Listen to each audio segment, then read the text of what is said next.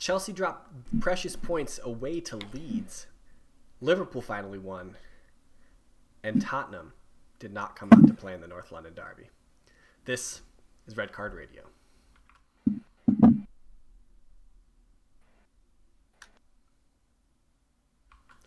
Good morning, good evening, good afternoon, wherever you're listening from. Thanks for tuning in.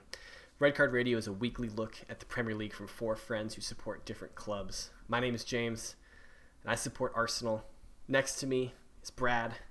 He supports Chelsea Football Club. Right below Best me. club in London. Talking during the intros, bro. What's going on, man? Right below me is Sean.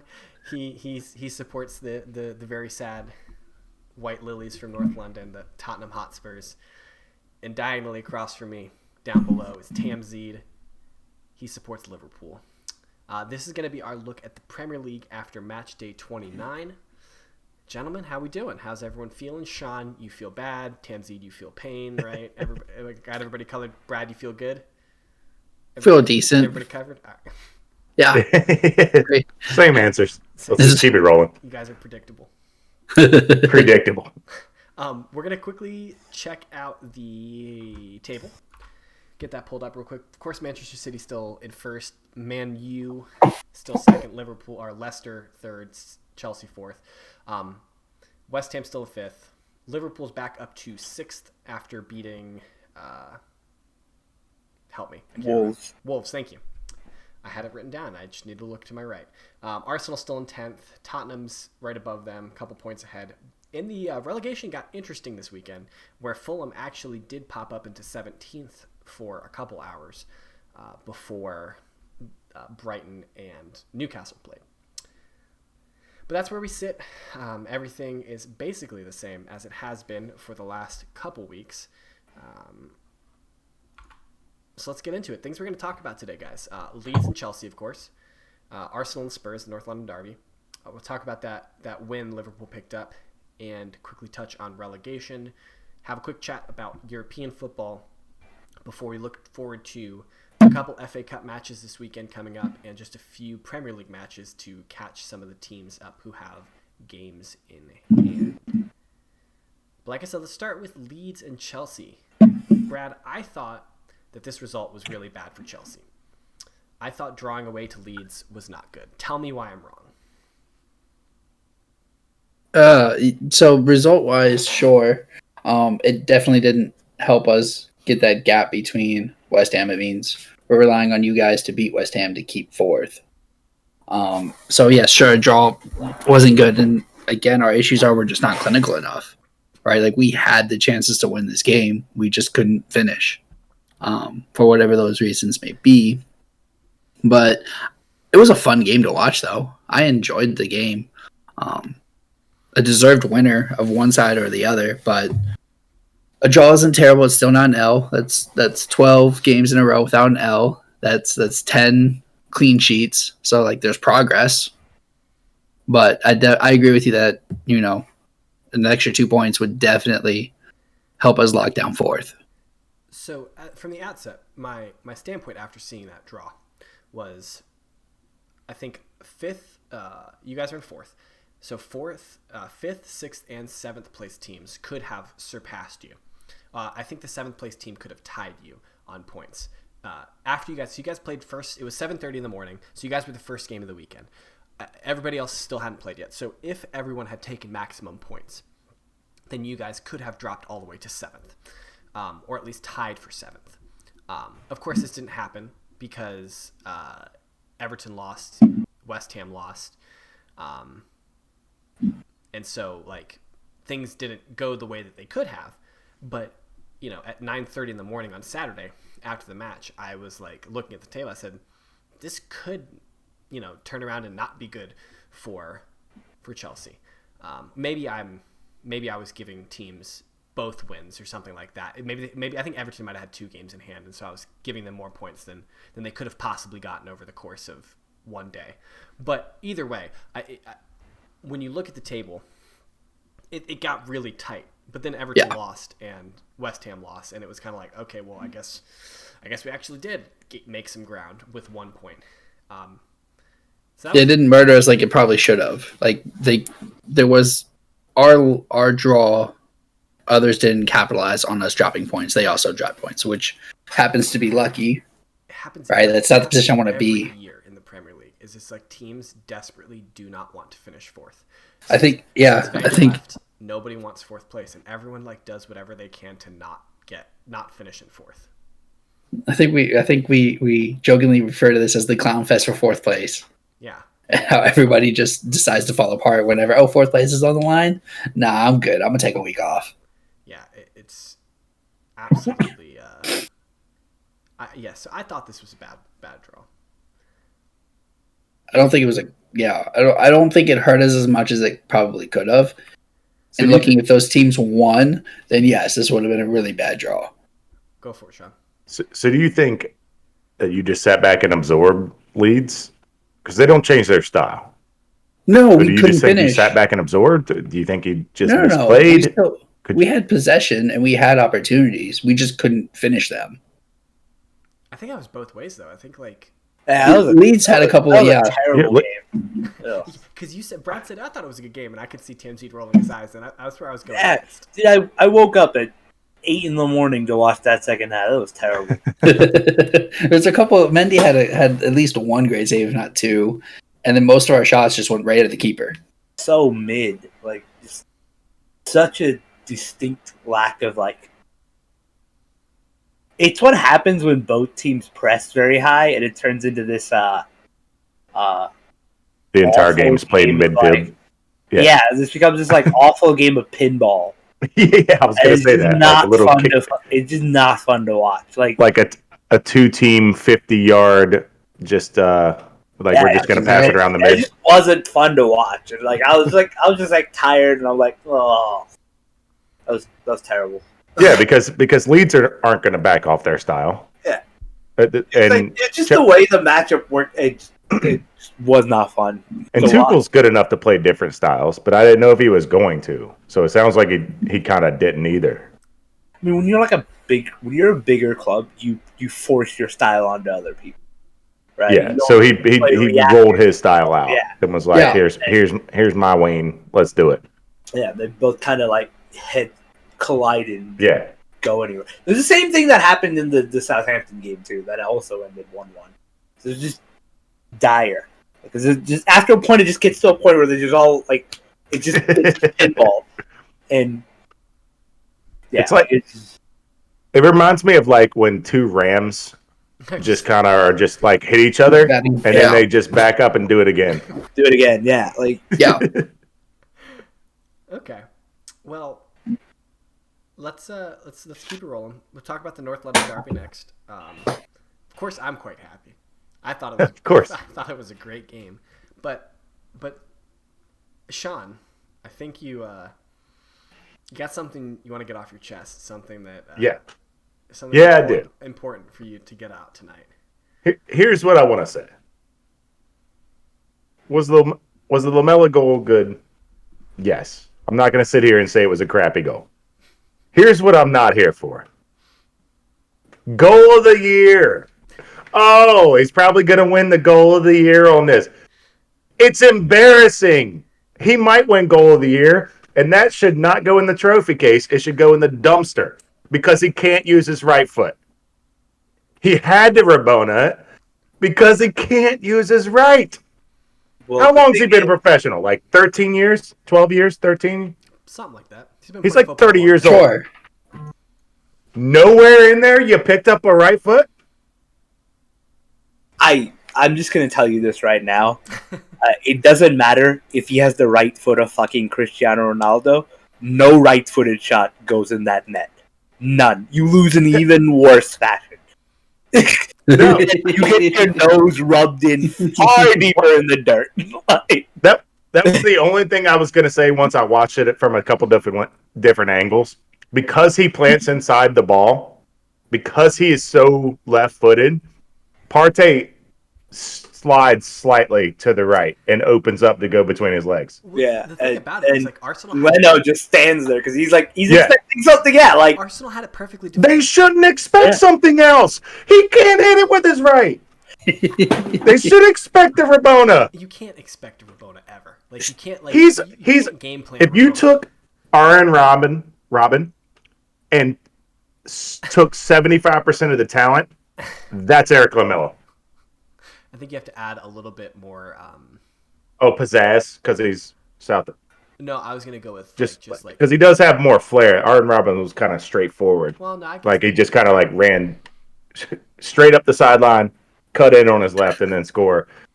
Eric has like a little, like he likes to do the step overs. maybe only with his left though, right? Yeah, he step overs with his right, but nobody should fall for it. So Sean, let me tell you what you really should be mad about in this game. Let's The refs? go. You could be mad at the refs if you want, but you guys got absolutely outplayed, just completely destroyed for 80 minutes. I don't feel that way. At least for 45 minutes. You guys didn't have a shot. You had one shot on goal, which was the goal, which was a world-class, like, amazing strike until the 71st minute. You guys didn't get your second shot on goal until the 71st minute. Doherty couldn't. Oh, he was awful. He was treading water. He was Emil and awful. Tierney were lighting him up. They were eaten. Yes, Saka. Doherty. So here's where I'll counter you. To me, Doherty was the only bad part, but you guys were taking such big advantage of it. It wasn't fair. We were playing down the right. We weren't playing as much down the right with Saka as we did down the left with Emil and Tierney. But like Cedric Soares and Bakayoko Saka definitely played down. I didn't feel like Nombili and Reguilon had a bad game. I don't think they had a bad game, but I really think that Arsenal had our way with you in that entire match. With the exception of like the last 10 minutes where we just decided to stop playing. After we got after the second red card or the second yellow card, excuse me, it seemed like Arsenal were like, oh, I guess we got this, and then they definitely took, pumped the brakes, which was frustrating to watch. James, what's Saka's first name? That's not my turn? Oh, yes. What's Saka's first name? Beast. Bakayoko. I think you said Bakary. I was like, so you sang it.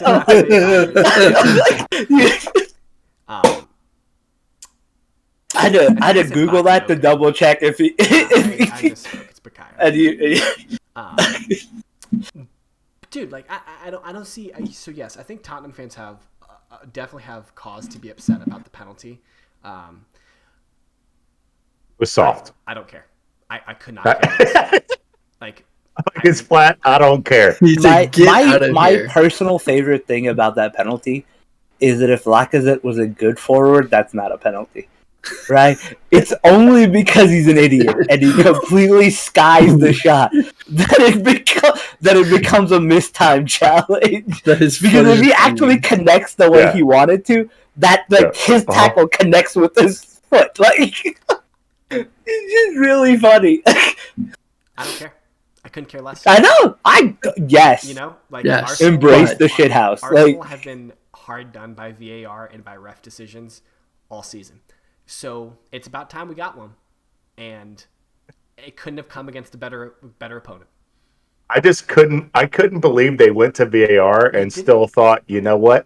Apparently they didn't even go to VAR because they did, didn't they? Well, I mean, they reviewed it. They have to review it. Oh, they have to. Okay, yeah.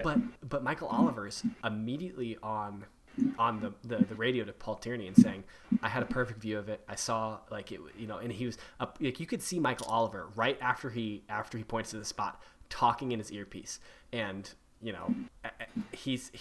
Michael Oliver has a great view of it. Was it the right call? No, it was the wrong call. It's the funniest call. Don't care. Get 3 points in the bag. This is a comedy call. I think we brought this up, but I know there's people in here that disagree with me. However, being a baseball player largely going up, I appreciate Oliver because he's usually consistent.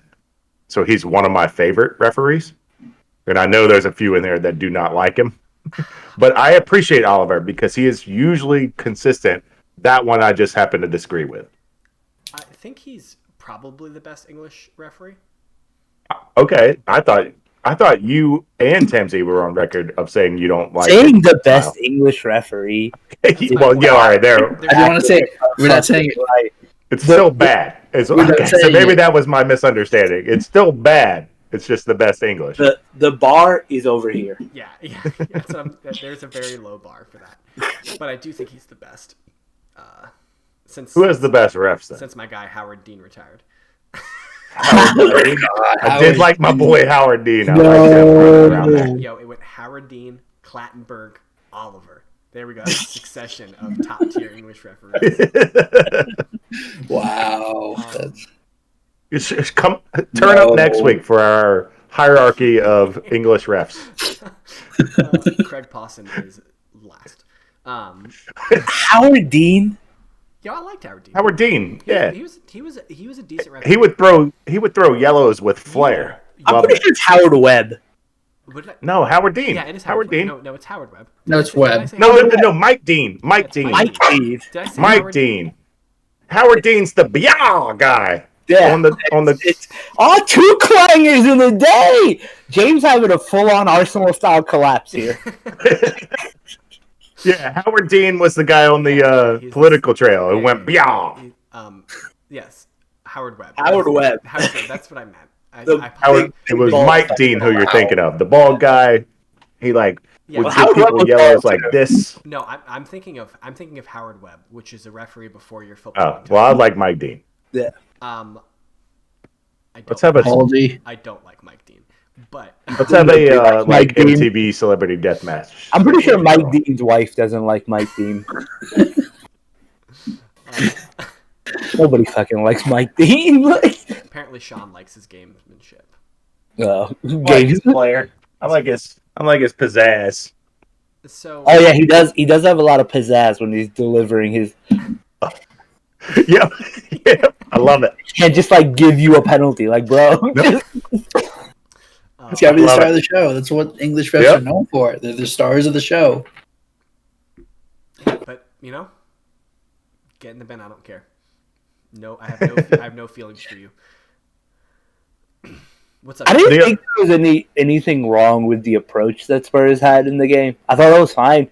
Like, you give Arsenal the ball, fuck him. Like, that's how you beat Arsenal every year. Like, every team that beats Arsenal just gives them the ball. And like, all right, cool. Like, have the ball, and we'll hit you on the counter. You got David Luiz in the back. How hard could it possibly be?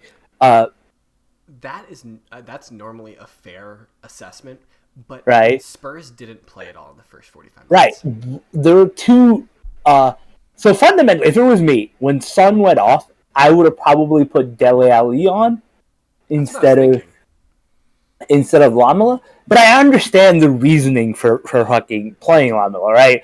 It's for like having keeping the sort of like counter like the pace on the counter attack still. Right? But fundamentally the two players who played the worst was one was Doherty. Because he to me is Sanchez and Doherty for me. No, it's Sanchez didn't do that bad. It was Doherty, who just could not. Well, I guess Gareth Bale didn't play well either on either ends, and Harry Kane played incredibly poorly. And I need this really bad myth of him having 3 good games where he made assists to be some kind of metric for him being a playmaking forward. If you look back at his 13 assists, right, they all came in a month. And 7 of them came in 3 games. Right? It was that smacking of Southampton, the smacking of United, and I think he got 2 more against Brighton or something. And ever since then, he's only got like 3 assists in like what are we, like March now? Like he has been horrendous. Yeah, he was in that category. And it's just really I don't understand what this obsession is with trying to make Harry Kane into a playmaker. England tried to do that with Harry Kane in 2016, which was so weird. Why is he taking corners? Him taking free kicks. Yeah, like taking corners. Yeah, no, I think and you might correct me on this, but this is one of the first times we trotted out a 4-2-3-1. He's been playing 4-2-3-1 for the past like 3. No, yeah. No, but it's you played Dele Alli in the hole for like 3-4 games now. but it's played more like a 4-3-3.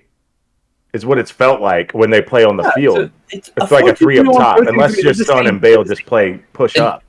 It literally, he's not wrong. It's literally the same thing. A 4-3-3 and 4-2-3-1 plays the same way. Well, okay. Same thing. So Lucas, I think maybe then what I'm misunderstanding is I don't think Lucas, Son, Kane, and Bale have played together all at the same time. At least not a lot. Then I don't think from the start or recently. I don't think from the start they've played a lot together, but I think. Well, it's because Bale hasn't played a lot, but Lucas, Son, and Kane have. Yes, so that's where I was. Lucas was. That's where I was confused at our start. Okay, like, what's not working here? I mean, like the fundamental issue was the game plan was to lob it to Kane and have him hold it up, but Kane didn't do any of that. He was actually really fucking bad at his job. Like his job was to hold up the ball. So you can feed. So I understand why he brought Eric Lamela on instead of Dele Alli, right? Playmaker.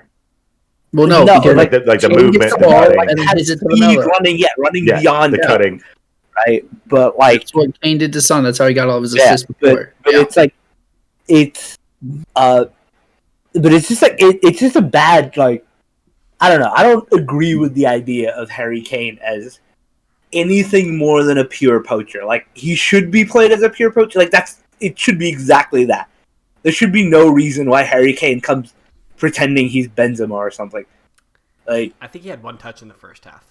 Yeah, like he was horrendous. Yeah, he's not cut out for this. He doesn't know where to position himself. He doesn't have the technique to wiggle out of that situation. So he gets caught really easily if you press him like on the deck. Like it just is just not. It's not. He can't play on a half turn because he's English, so none of them do. Do you drop him for who? No. Do you drop him back in the formation and have Son up top? No. You leave him up top. Don't bring him down. Tell him to sit in the 18 and camp out. Well, you're arguing against him standing up there and taking lobs. No. I think you're doing. You track him back, is what I'm asking. No, he gets the ball, and then he passes to somebody, but then he poaches the goal. He needs to be up close to the goal. Yeah. He needs to finish moves, not be involved in them. Right? The outlet pass needs to go to the sides, not to the middle to Kane. That's what it is. Like Kane is at the end of the build-up, not the beginning. Yeah. He doesn't need to be involved in, like, playmaking shit. Like, hey, Tammy. He's not Giroud. I think you're getting through to the Neanderthals. It's coming. Look, I'm able to explain tactics now. All right. Progress. You were able to explain. It's not much. He said, yeah, all right. It's not much. It's a little bit of progress here. That one specific tactic you understood. One specific tactic. Striker hit ball in goal. Big brain. Unga tunga.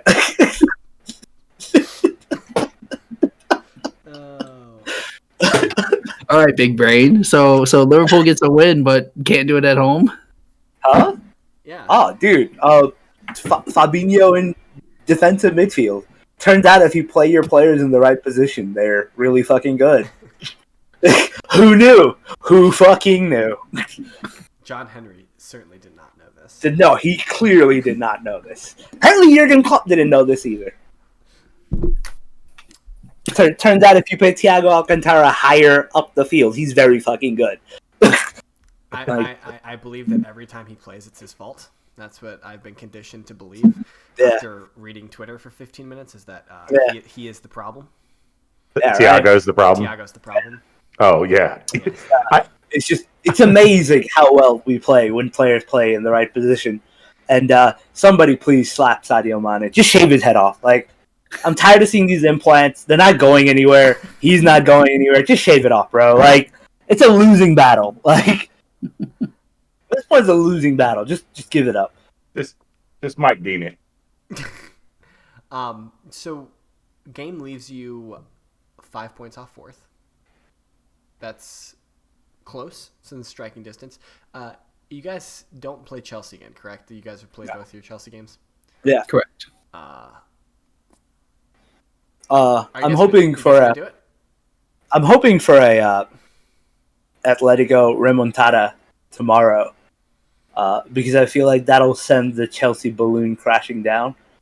Then they got a much harder run in it. So you've been saying for weeks though that Atletico are not going to do this. Oh yeah, absolutely. I mean, I said I'm hoping. I'm not saying I. True. Right. I don't think Atletico got the juice to do it. We have progressed past the need for Spanish football. Dude, I was watching that Madrid Atalanta game today. I was number 3 for those who are paying attention about things James spoke on. But I was really hoping that Atalanta would steal a goal. Dude, I watched that the first goal go in, and I was like, fuck it, this is done. Not worth it anymore. Yeah, not worth it. I looked at a breakdown of what Zidane did with the 3-man back and how he positioned, and it was really interesting of how he used what was it, Nacho, Ramos, and Varane, and then how he pushed up the left and let because he didn't trust Atalanta's center backs, he just let Vincenus just attack them all day and just like created havoc and pulled holes all day. Yeah, Atalanta are they showed their inexperience. That's it. Yeah. Their center backs aren't going to be able to keep up with the attack of Madrid. They shouldn't. Have you seen Madrid's attack? They're fucking shit. I want Real Madrid next round, please. Well, I want the actual Vincenus to come over here to Madrid. Vinicius. Well, it's about to be pronounced victory if we get that guy. We get a real finisher up top at Tottenham. We're getting the actual North London derby here today. The clown fest that it normally is. So, yeah, I guess that's all we got to say about Wolves and Liverpool. Well, that's all we got to say about that. Yeah, I think Adama Traore is the most overrated forward in the league. Trent Alexander-Arnold put another winger in his back pocket. Like, what's there to talk about? I don't think Traore's overrated at all. I don't think he's very rated. All right, 1, 2, 3. What? He is awful. Isn't it been like I don't think he's rated enough to be overrated. Okay. I don't know. I'm saying I don't think there's anyone out here just hanging the banner for Adama Traore. I don't know, man. Wolves are trying to get $60 million in the summer. Well, that's too much. I think Mike Ashley sounds right up his alley. But yeah, like Trent Alexander put another winger in his back pocket. That's Neymar, Ronaldo, Messi for your count. We'll see when obese James catches up. Did we? He off the bench. We maybe because I haven't seen news. Is that kid okay for Wolves? Yeah. Oh yeah, Patricio. He's fine. Okay. Oh, and like he's conscious, I should say. He's probably concussed. Okay. But it sounds like he'll be. That was concerning. Yeah, and it happened off camera too. Like the camera panned away when when the kick happened, when Cody shinned him basically. He has like a knee. Yeah. This was an unfortunate situation. Yeah, because the defender's tracking back, trying to defend, and the keeper's coming out, and like stuff just happens, unfortunately. Yeah, and I mean, like Klopp said it earlier in the year where he's talked about how we should just call offside as is, and if it's not, then we'll like VAR it later or whatever, right? But like the idea that you hold your flag down, because he was miles offside on that play, so like if they had just called it offside on the spot, could have been avoidable. Yeah, so the problem though is that with that thought process, like I generally agree with you that like if the linesman knows it's offside, like they see that it's offside, they should call it. But the linesmen are generally pretty good.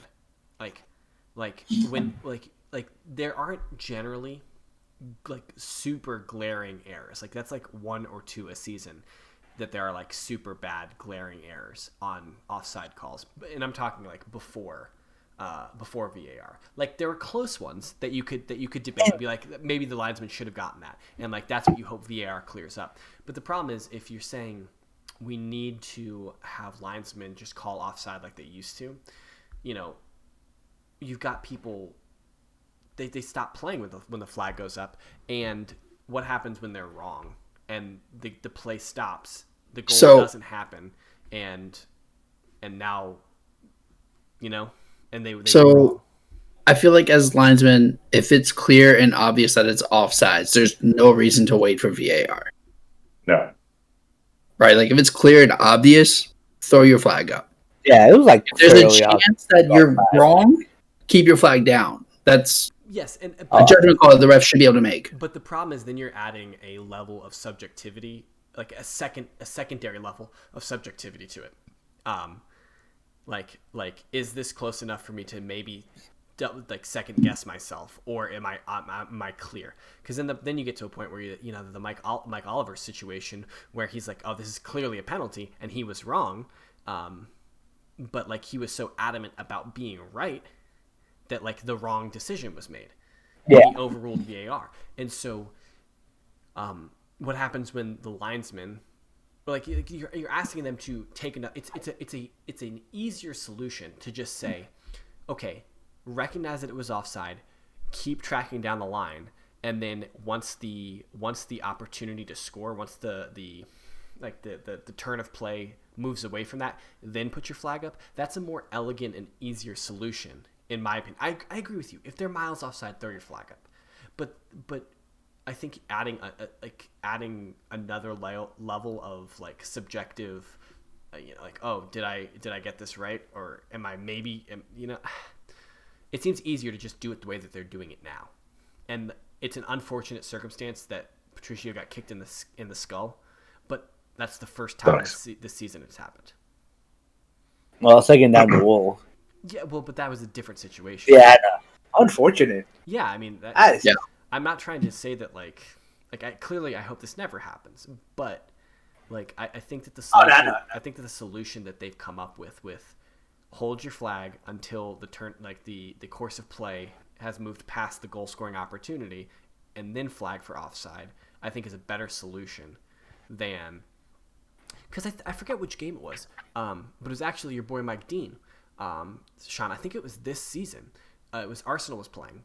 The linesman puts his flag up. Mike Dean acknowledges but doesn't blow the play dead. And the defensive team stops playing. Arsenal keep playing. Arsenal score a goal.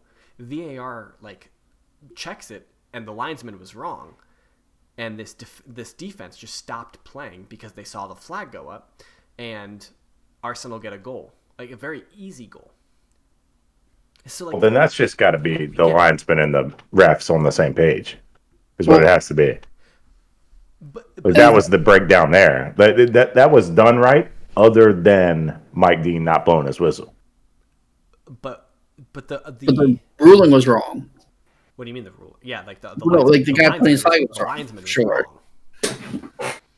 So what I'm saying though is that Arsenal would have been hard done there, because they would have lost their goal scoring opportunity because the linesman was just flat wrong. Yeah. It's a mixed bag, right?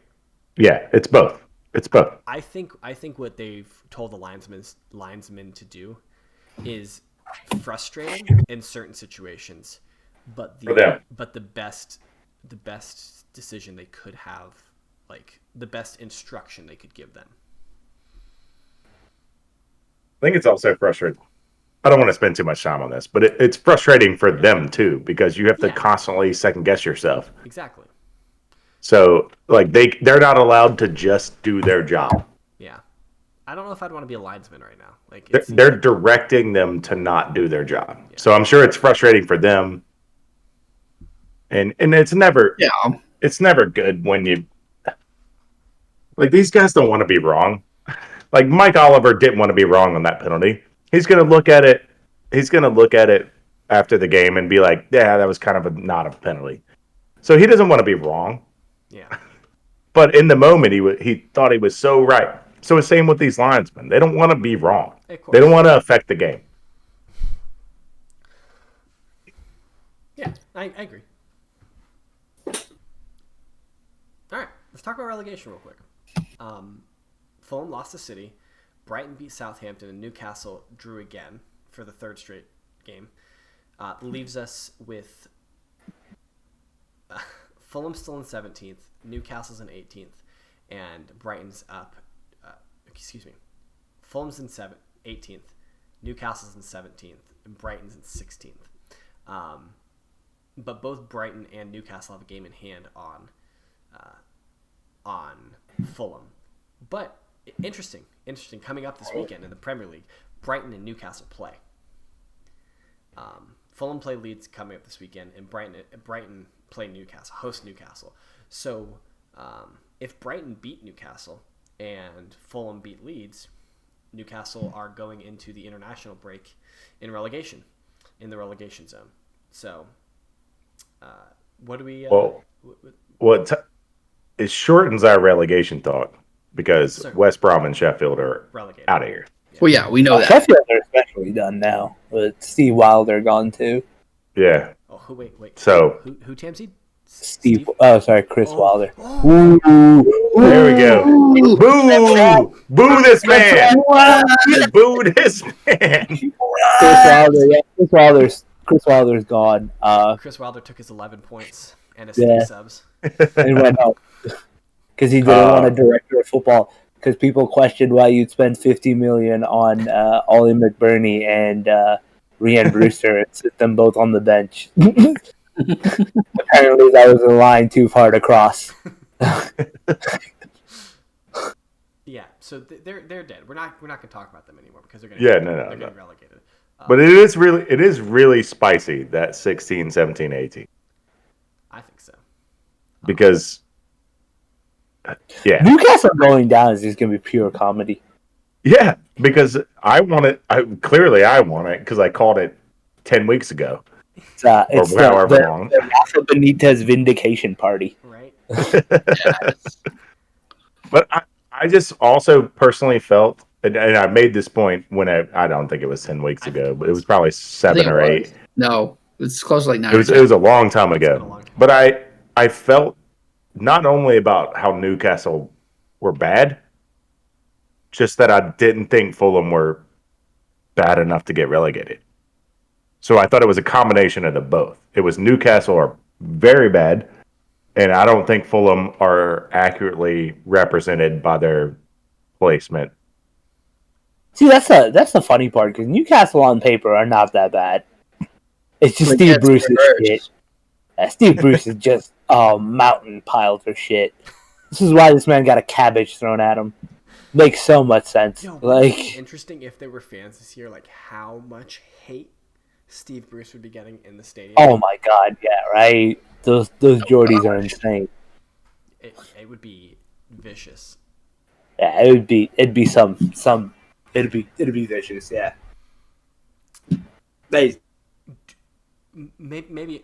we'll save this. God, that is hideous. Maybe we'll save this question for next week. But do you guys think that Fulham are gonna sneak out of this? Sean thinks so. I'm still not sold personally.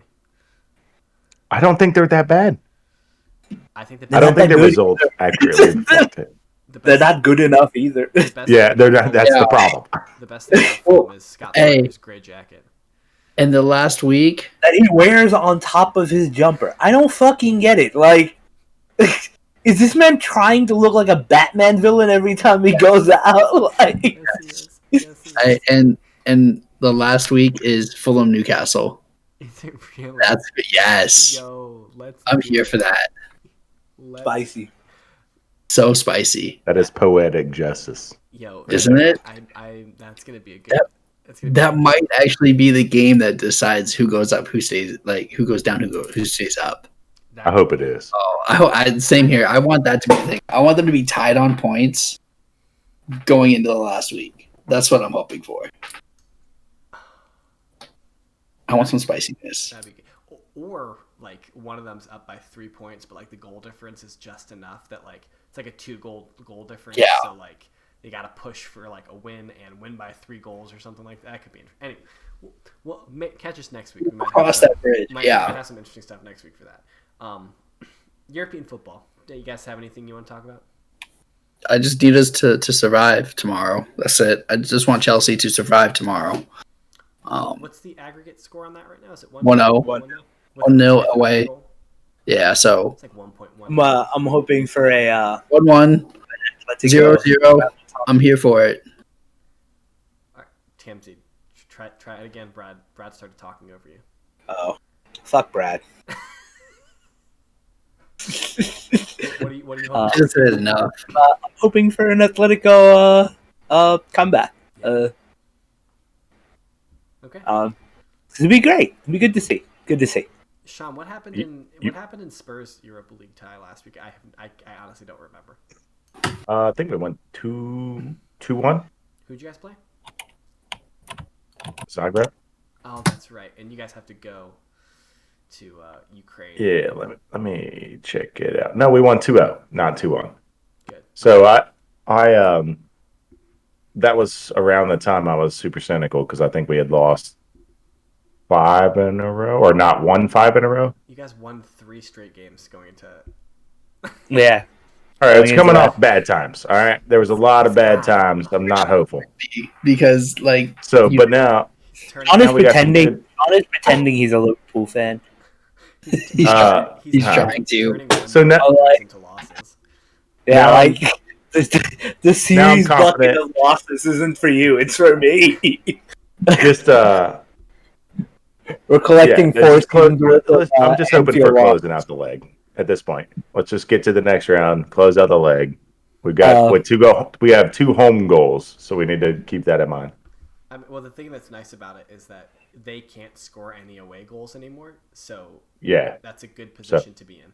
You guys have the lead going into an away fixture where they cannot Yeah. get any away goals. So, like, any goal you score is the end of the tie, essentially, as long as they haven't Yeah. just scored 4 goals.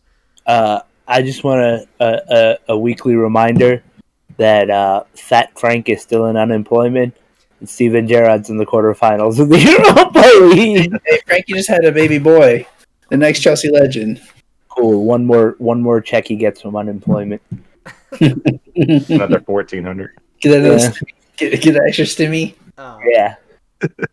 Arsenal are going to see out Olympiacos. So let's just hope that Olympiacos don't bring COVID with them.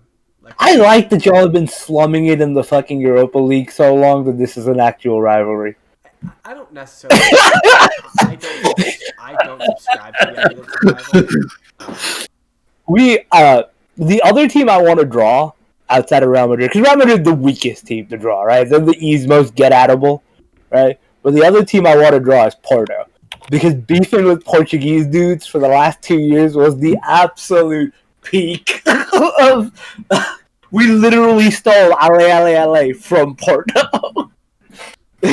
And we ale our way to 2 Champions League finals. Like, you keep talking about this like it's almost like written in the stars because of Istanbul and Ronaldo and Messi being out, and like it's just like Rangers winning the league. Yeah, it is. The stars are aligning for a Liverpool Champions League win.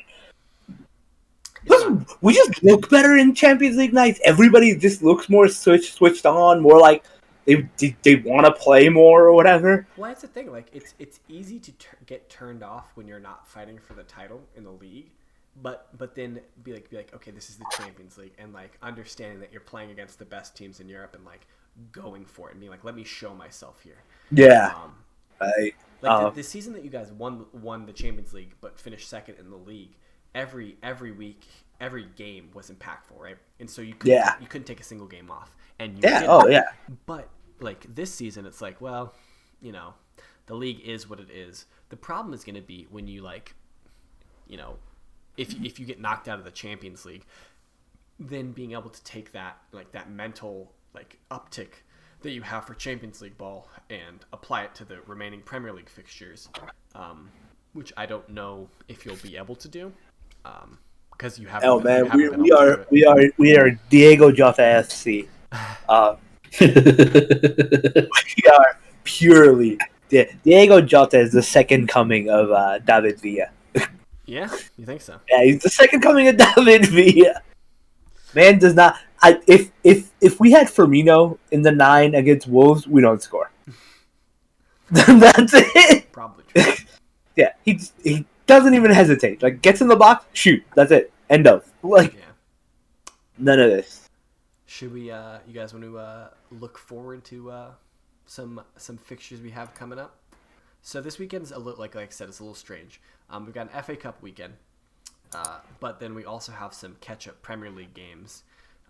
Not many. There's 4 Premier League games. There's 4 FA Cup games, and then a lot of teams I think are already on their international break at this point.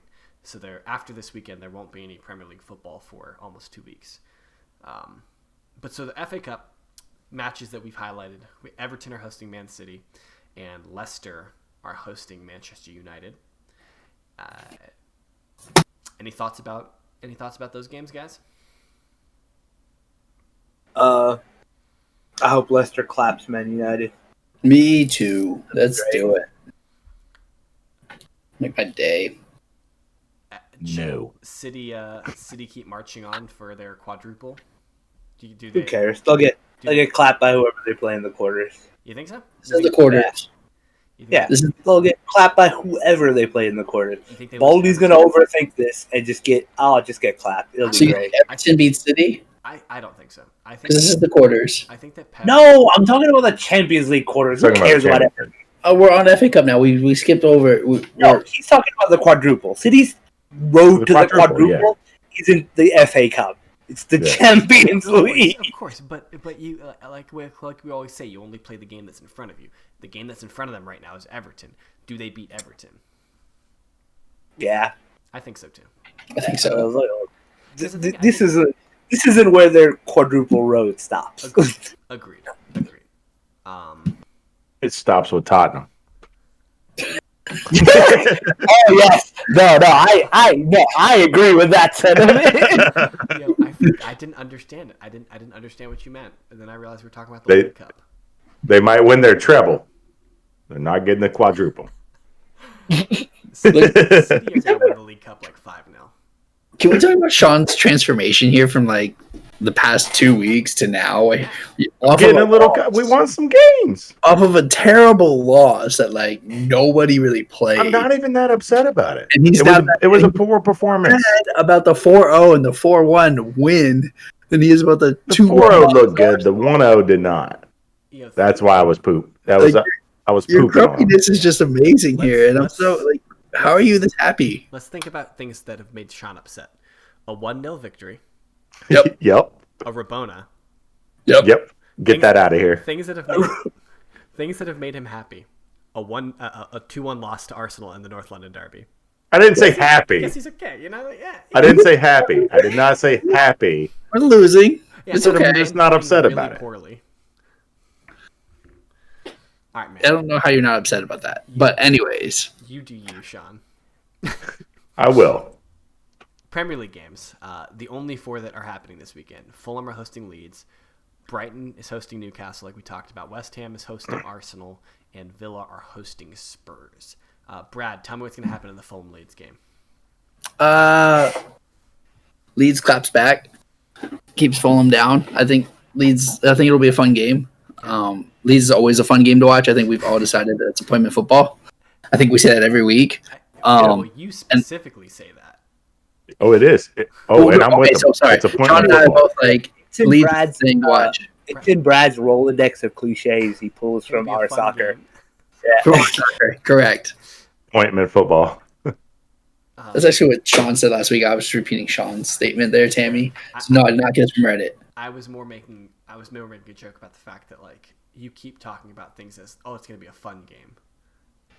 It's your go-to. It's from his Rolodex of cliches. So what? That's what I'm here for. So you think Leeds are going to win? Yeah. Okay. Anyone want to disagree with him? It's probably going to be like 1-1 or something. I think Fulham are actually going to win. Ooh, wow. Great call. Like Leeds, I think it's going to be a tie. Leeds don't have anything to play for. And like we're to the point in the season where I think some of these guys might look at 2 weeks off and be like, and I understand it's not 2 weeks off, but they might take it a little bit easy, and Fulham need to win. So I don't know. I think Fulham gets a win here. It's a good argument, but Leeds doesn't play any other way than what Leeds plays. Like I don't see them not showing up. I could see a draw. Okay, Tamzid, you get the relegation 6-pointer. What's happening with Brighton and Newcastle? Jesus. Turning off the TV. Jesus. Yeah, I'm not fucking watching that. Oof. Cry me a river. I don't care about Brighton's XG. Well, Brighton had better players. They'd be higher up the field. Yeah, Burnley had better players. They'd be higher up the field too. Brad, what's Brighton's expected points value? What's their? They were like 6th or 7th. We continue. West Ham, Arsenal. I still don't rate. I don't rate West Ham. Arsenal win. Yeah, Suchek ball is getting clapped. Yeah. Arsenal win. They're horrendous. I was gonna check with the absent guy about what's going on with Villa and Spurs, and maybe I'll just take the next 10 seconds to fill. I think Villa are getting clapped. Yeah, I think Villa are getting slapped. Yeah. I'm hoping for a draw. Nah, I think Villa are getting slapped. Sean, They're just so. Sean, Villa Spurs. What's gonna happen?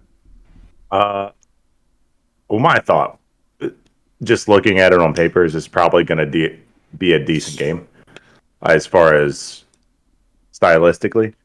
But I could see it being a 2-1 Spurs coming off a loss. Probably cleaning up some errors that happened, because you're right, we didn't play well against Arsenal. So cleaning up some things, and then Villa aren't Arsenal, so They might be better than Arsenal. You never know. they're not. I don't think so, but but yeah, clean up some things. Yeah, I could see it being 2-1 Spurs. Okay. Tamsy, you were gonna make a point. Yes. Sorry. Is Grealish still out? Yes. I believe so. He is still out. Oh, then it's 3-0 Spurs. Yeah, I had to look that up. They spent 150 or 60 million in the last 2 years, and they're still basically Jack Grealish away from relegation. So, questions need to be asked on how they spend their money too. That's fair. I feel like not enough questions are asked about how you could chuck 40 million at a forward like Wesley. Yeah. 0 goals. Yeah. Bertrand Traore. They Yeah. No. They started well, Ross Barkley. but they've not been good recently. They got a really good goalkeeper Well, Yes, they did. But for a good price too. the overall consensus is that they're really. I mean, they didn't have a bad goalkeeper to begin with. Like, Tom Eaton was not a bad keeper, but I don't know. A lot more questions need to be asked on the fact that Dean Smith throws money around for essentially no real upgrades. So my understanding of this hierarchy at Villa was that Dean Smith was clearly he's the top, he's the head coach, but that John Terry was hired to kind of be the head coach in waiting. Am I misremembering this from 2 years ago, that when John Terry hired before Dean Smith? Maybe, probably. I think I'm not. Yeah, I don't know. I'm not sure. I thought that he was hired before Dean Smith was hired, and that He was a player there for his last year, I think. Oh, that's what it was. Yeah. I think that's right. That's right. And he's I feel like he's kind of like the manager in waiting, is my understanding. Do we think that say they finish 8th or 9th, is that something that happens next year? They get rid of Dean Smith? Is that a bad? If they get rid of Grealish, they're going down. Yeah. Is that right? Is that a bad finish for them though? 8th, 9th, 10th? With what they're spending and how they If a team spends 160 million and you end up finishing 8th, you're saying in 2 years, so 80 they spent million 100 a year. million last year and 60 or 70 mil this year. I don't know. It's a weird season. I think you look at more where they were and where they through 20 games, they were like 4th or 5th, something like that, right?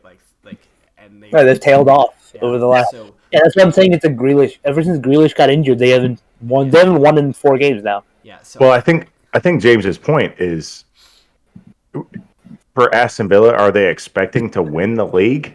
no. So 4th or 5th is where you're looking to be. But the thing is, I mean, is European set football? your goals based on what you spend, right? Yeah. Like, so if you're looking for spending- European football. If you're spending Champions League football and you finish 12th in the league, That's it. Yeah. that's a first-class way to guarantee you go down like Leeds. Yeah.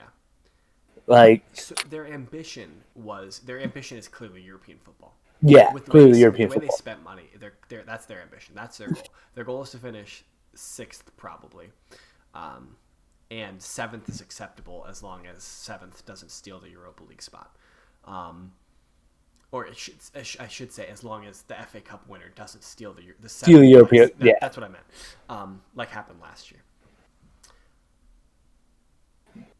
I don't know. I think if they finish 7th, I think if they finish in the Europa League in the Europa League's position for next year, I think that they're happy. Especially with the way that some of these big 6 teams have been playing this year. This was a prime opportunity for them to, make a run at it. But I mean, like, Villa are a team that if they get European football, like, that could be disastrous for them. yeah. Like, Having to play 2 games a week, yeah. And like have to go to like Turkmenistan to play that second game, or like Azerbaijan, like that could be a problem for them. So I don't know. But they also need the cash flow. Of course, I mean, like, everyone wants the money from European football. The only teams that don't need the money from European football are City, United, and Chelsea, because they have unlimited funds. So yeah, clearly Villa want it. Okay, you guys got anything else? No. All right. Well, loyal listeners, we're going to kind of give you guys a quick what our tentative plans are for the next couple weeks, because we are going into an international break. This podcast is not really focused for or designed to talk about international football. We're kind of primarily a English Premier League podcast and a Arsenal, Chelsea, Liverpool, Spurs podcast. So we're not going to have a normal episode next week. Our plan is to kind of wrap up these 6 games that we talked about, and then maybe make some bold predictions. So that could be fun, about what we think is going to how certain teams are going to finish, Golden Boot, things like that. Maybe some silly things. Should be a little bit of a shorter episode. A week after that, we plan on having a preview for the return of Premier League football coming on that first weekend in April. And then 2 weeks from tonight, or I guess 2 weeks. I guess it might be 3 weeks from tonight. I don't know how that works. I guess 3 weeks from tonight we'll have a normal episode again. But just kind of keep listening out for us, and we'll tweet out and we'll put posts up. So just and we will still make this interesting even without actual Premier League soccer. We will find ways to get you guys content. So just follow the Twitter, like we said, and YouTube. Every time Brad says we'll find ways to get you content, I get nervous. Yeah, Brad's gonna keep his pants on, we promise. Yeah. But as always, this is Red Card Radio. We're at redcard_radio on Twitter. We got our YouTube channel. Check us out on anchor.fm. That's our repository for our podcasts. But of course, you know that if you're listening to us, Brad, are you going to interrupt me, or do I get to? Yeah. So the 2008. This is a best animated feature from last time Tottenham won a cup. Was the best Ratatouille, which is now opening. Huh? You're supposed to let us guess. My bad. I messed up. Oh well. Which the new ride is opening at Disney World October 1st. I didn't think any of y'all would have gotten it anyways. Am I right? That's not the last time I won a cup. Yo, Sean, don't say this. Just Please don't. Please do. Please do. Please do. I'm begging you. Please do. I'm just gonna cut the video. I'm just gonna cut the video. We don't need this. What car do you drive? We won the preseason Audi Cup. This is this is Red Card Radio. That's at KS Brad G. Diagonally, that's at Firmino's Dentist. That guy down there with the hot takes, smooth brain takes, that's at Whiteheart_Sean. I'm at James Tiffany. Please send all your Audi Cup memes to Sean. Bring them. That's it. That's all we got. I'm putting them all in the trophy case because it's empty. What am I doing? That's not. That's the button I need. This is Red Card Radio. This is our talk of the match day 29. But we'll have something for you guys next week. Thanks for tuning in. Good night.